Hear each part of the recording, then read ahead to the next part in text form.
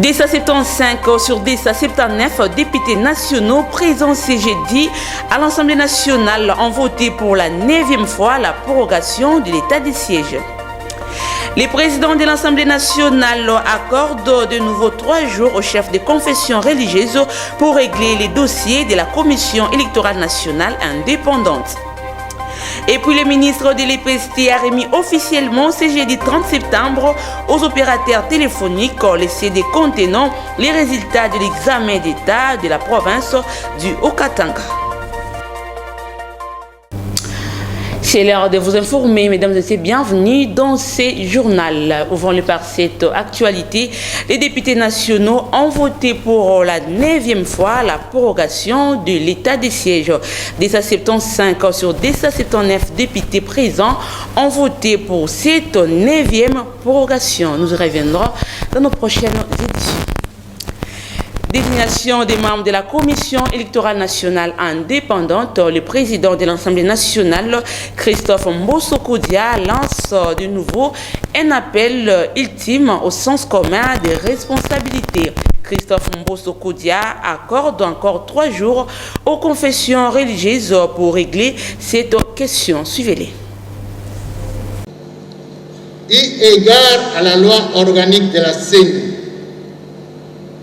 il revient à la société civile de confession religieuse qui tarde encore et retarde le processus de désigner ses délégués conformément à sa charte.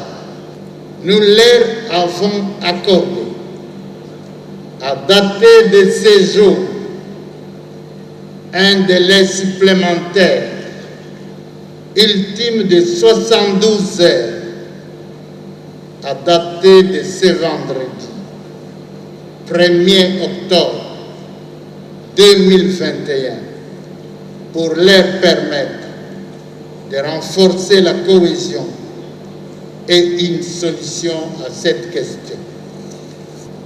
Sur l'opposition, il pèse l'obligation légale de déposer les procès-verbaux et dossiers relatifs à la désignation de ces délégués. Cela est devenu plus qu'une urgence.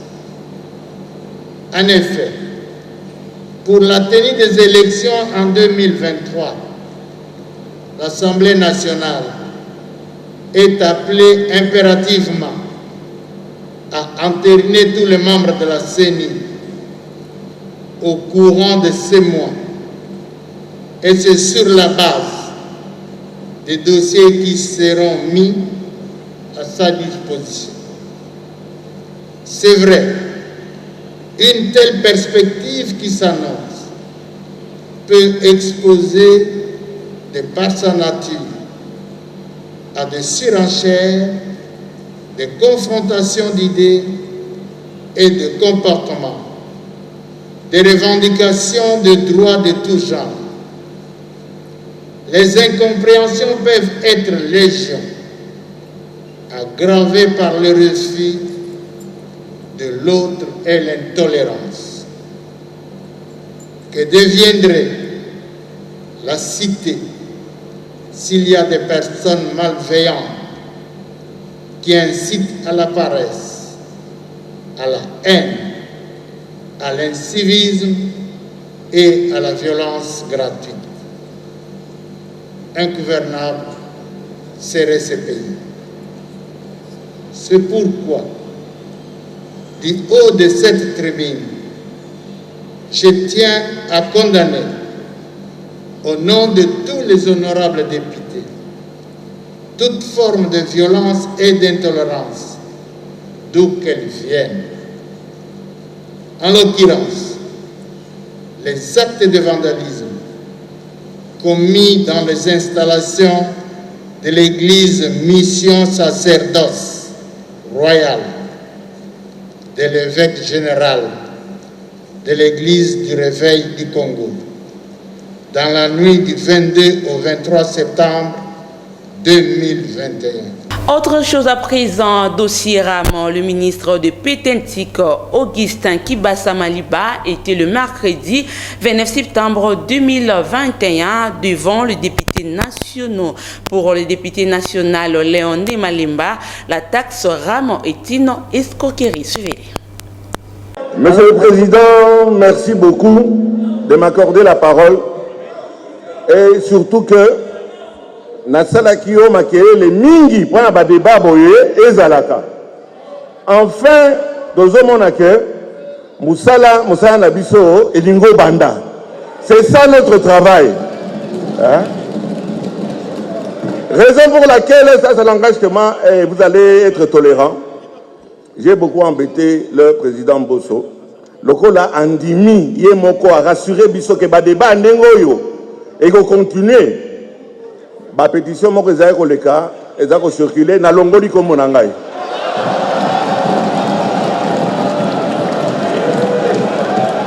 Je suis de l'Union sacrée et je vais accompagner le président Bosso Tina Souka.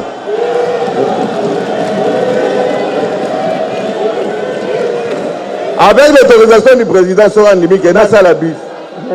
Dans le Biboye.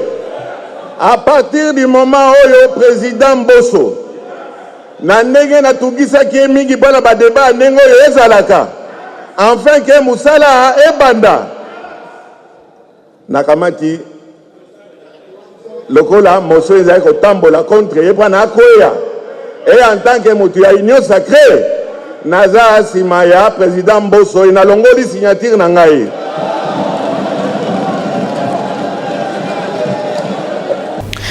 Dans le même registre, la taxe Ramon est illégale. Plusieurs députés nationaux disent non à la perception de cette taxe.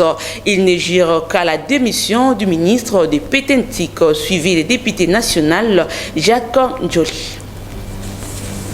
Dans mboka na biso toza déjà na constitution elobi que pas konyo so ifo yuta na kati ya mobeko e kamatami na bayi mobeko lokola bato assemblée nationale et on est limité pe mobeko babengi mobeko ya tambusi misolo ya l'état pour loi sur les finances publiques et katabongo mbampako o ezali ya pouvoir central to pe l'état o ezali kisasa ba pako ya bato ya ba province pe na ba entité décentralisée tant toyoki mukambi ya ministère alobi na biso ke pako wana eloko aliboso ezali pona ko sala sécurité ya ba communication mais wana ezali musala na été wana ezali musala ya ministère ya intérieur et bazali déjà na makoki pona kosala musala wana et bandeko oyo bazali na ba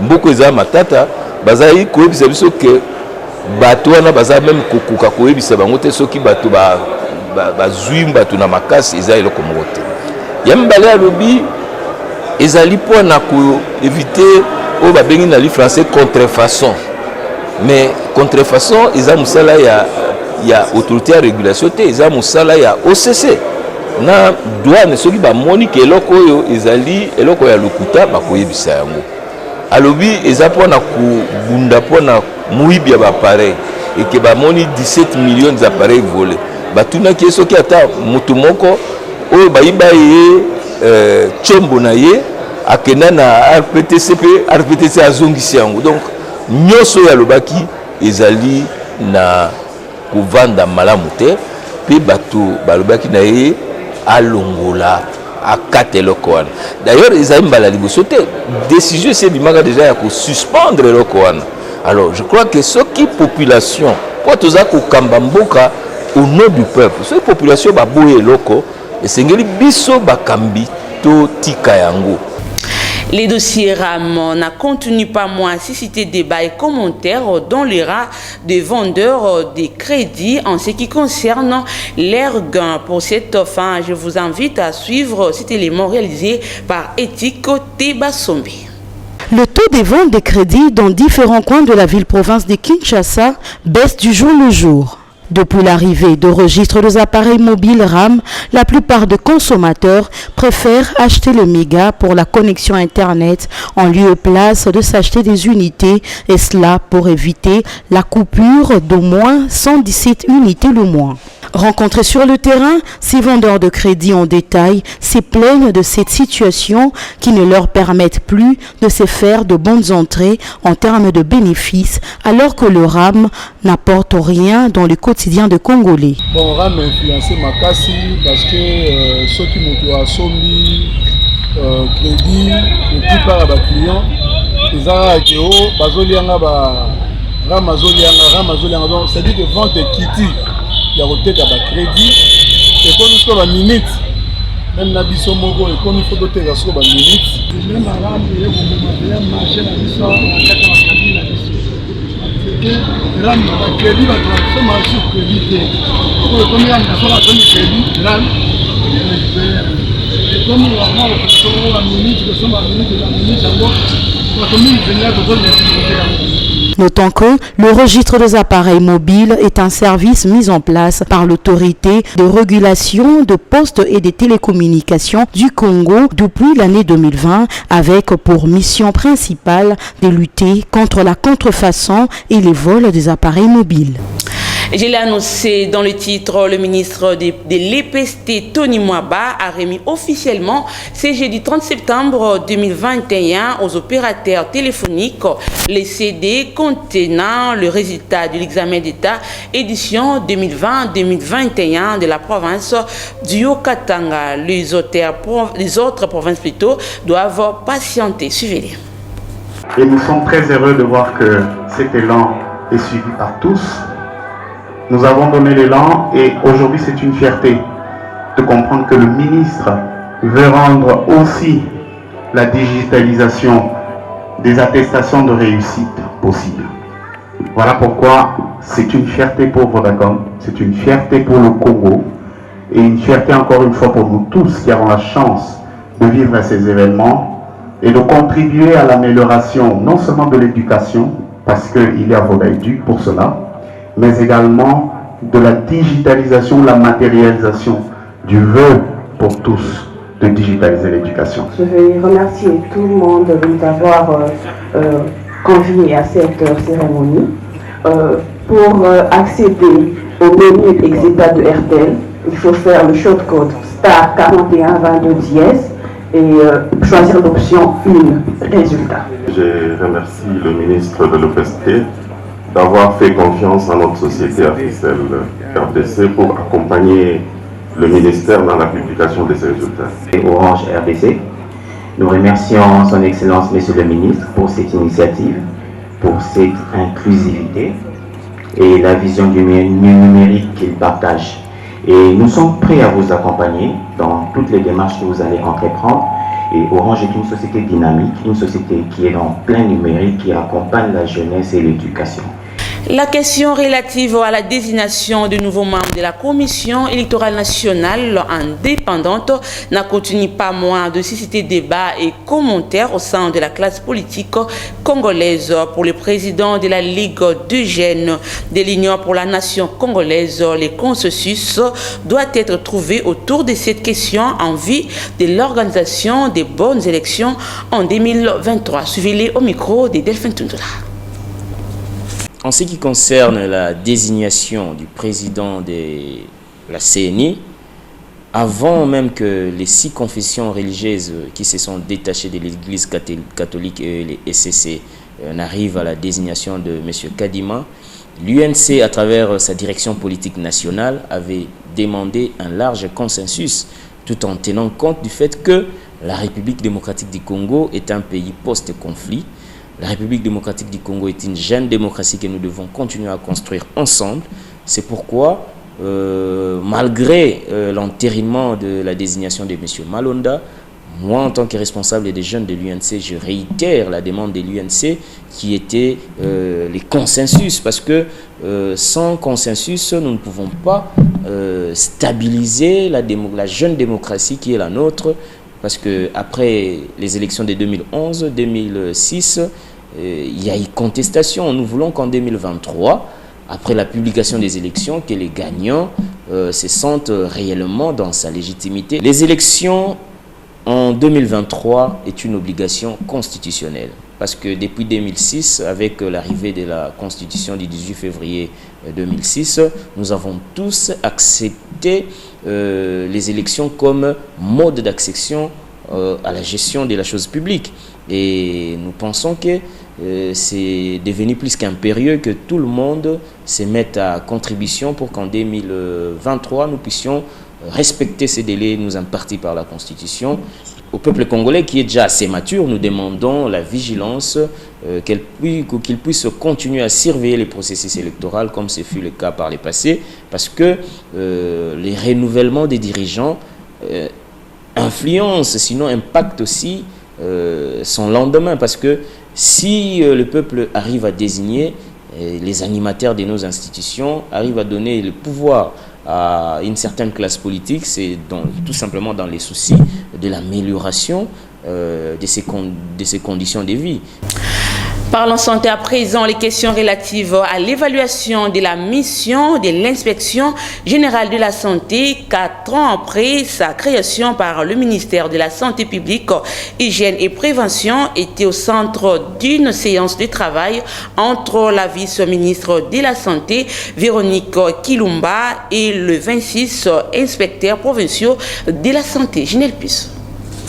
Nous sommes venus auprès de son Excellence faire la restitution de nos travaux sur l'élaboration du plan stratégique organisationnel et institutionnel de notre institution, l'inspection générale de la santé ainsi que les inspections provinciales de la santé. Vous savez que l'inspection fonctionne depuis 4 ans.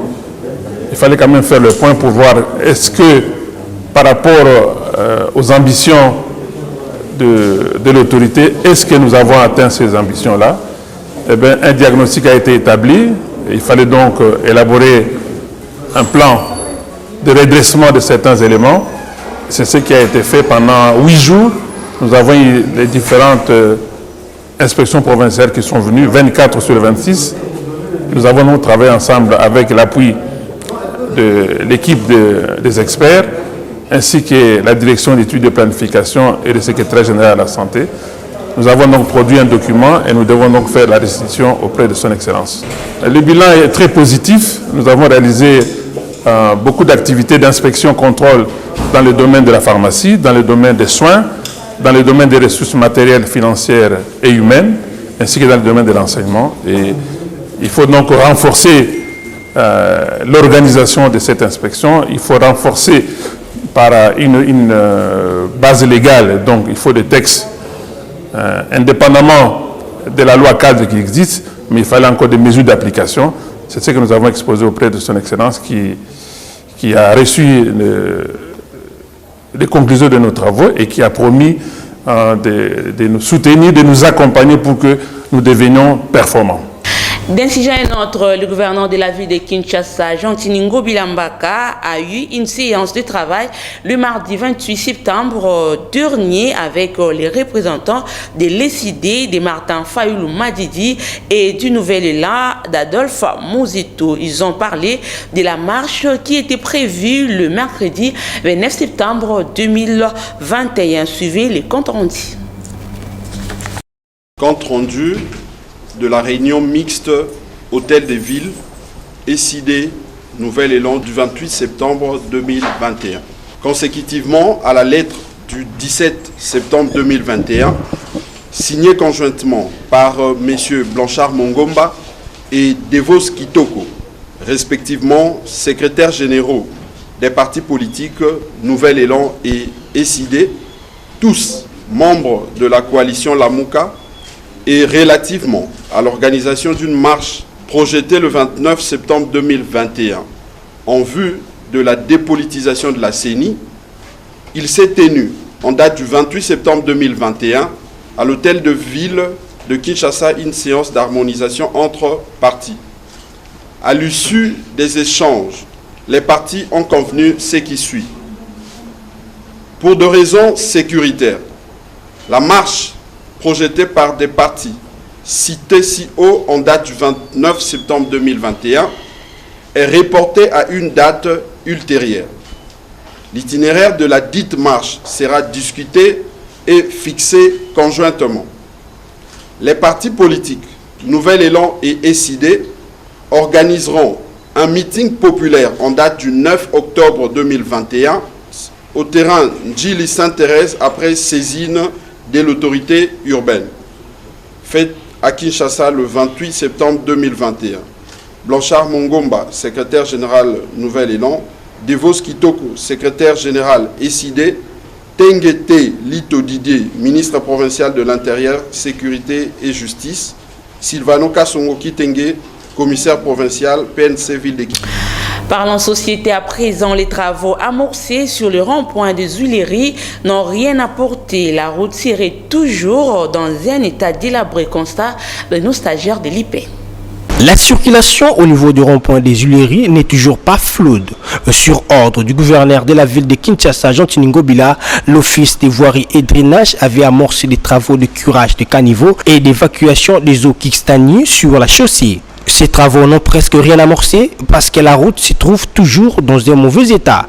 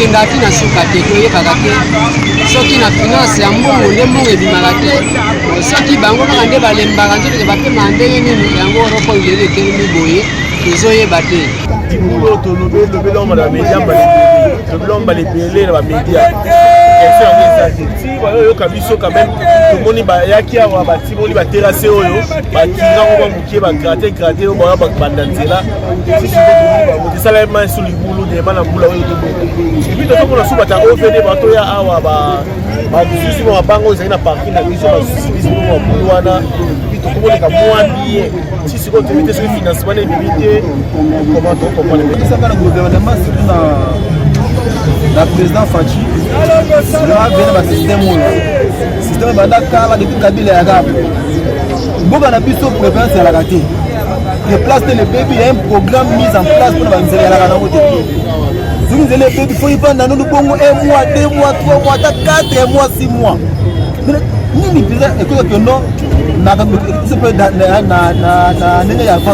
Cette intervention de l'autorité urbaine sur l'avenue des Huileries n'a pas trouvé de solution et jugulé la situation d'embouteillage causée par le mauvais état de route et surtout la saison pluvieuse est au rendez-vous. Toujours en société, les habitants du quartier Mazamba dans la commune de Mongafula appellent les autorités compétentes de leur trouver des solutions idoines et égard au problème de la desserte en eau potable. Constat de nos stagiaires de l'IPN. Suivez. Des robinets secs depuis plusieurs années, les habitants du quartier Manzamba dans la commune de Mongafula vivent sans eau potable et se recourent aux eaux des forages. Selon les informations recueillies sur place, un bidon de 5 litres vaut à 50 francs congolais et celui de 25 litres revient à 200 francs congolais. Approché, l'un des chefs de rue affirme que la cause de cette carence d'eau est due à la mauvaise foi des agents de la Régie des eaux.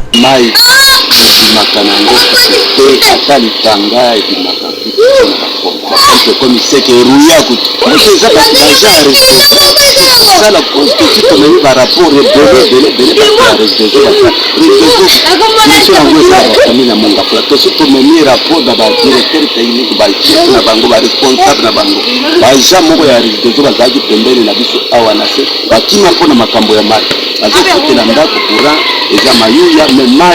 l'eau c'est la vie. Bango beaucoup va commis en que l'eau c'est la vie. Mais comment ça fait-il qu'on commence à priver les gens la vie pendant que la population fait appel aux autorités de réagir le plus vite que possible. Question de décompter cette situation. 13 ans, ayebi kutunde basokola ma ya pompe ta sokola ka ma ya forage. Soki bato wana pa ba forage te to ebi te penga to suka wapi mabulu kutumbule kunda. Il faut rappeler que ces problèmes de pénurie d'eau demeurent dans plusieurs quartiers de la ville-province de Kinshasa. Une question s'est posée, pourquoi il y a toujours les coupures électriques au moment où les besoins des gens se font sentir? Pour répondre à la question, suivez cet élément réalisé par nos stagiaires de l'IP. Depuis un temps relativement long, dans certains quartiers de la ville de Kinshasa, il est constaté un phénomène qui consiste à priver d'électricité à la population pendant les heures de diffusion des matchs. Approchés, ces habitants expliquent que cette situation serait une complicité des gérants de bars et les agents de la SNEL pour leur gain de cause. Comme problème et comment donc comment financer ceux qui avant match ça bien match ils ont betama faut pas que nous couper sambo on a signal pour que bakata biso courant to comme ko kende ko tina ba signal pour na ko kende ko tala courant tina we plutôt match tina ba bar place nyonso to kendaka mais tous sont en retard ok kuta na nzela ba menation na ba kuluna ba menation tanto na ba bandi c'est une insécurité. Il y a des vols, des fois les gens se font agresser parce que le courant ne vient pas au moment où on l'attend. Par exemple, à ces heures, c'est comme 20h, 21h, 22h, 23h, il n'y a pas de courant. Et ça revient plus tard vers minuit. Il est donc demandé aux autorités de la SNEL de bien exécuter leur travail afin d'éviter ces systèmes de coupure d'électricité, question de répondre aux préoccupations de la population. Ainsi que s'achève ce journal, place au rappel des titres. Dès 75 sur 79 députés nationaux présents ce jeudi à l'Assemblée nationale ont voté pour la 9e fois la prorogation de l'état de siège. Les présidents de l'Assemblée nationale accordent de nouveau 3 jours au chef de confession religieuse pour régler les dossiers de la Commission électorale nationale indépendante. Et puis le ministre de l'EPST a remis officiellement ce jeudi 30 septembre aux opérateurs téléphoniques les CD contenant les résultats de l'examen d'État de la province du Haut-Katanga. Fin complètement de cette édition du journal. Merci infiniment à la grande équipe rédactionnelle et la technique a été assurée par Guilherme Mayamba et Charles Deliseka. Merci à vous de nous avoir suivis. Au revoir.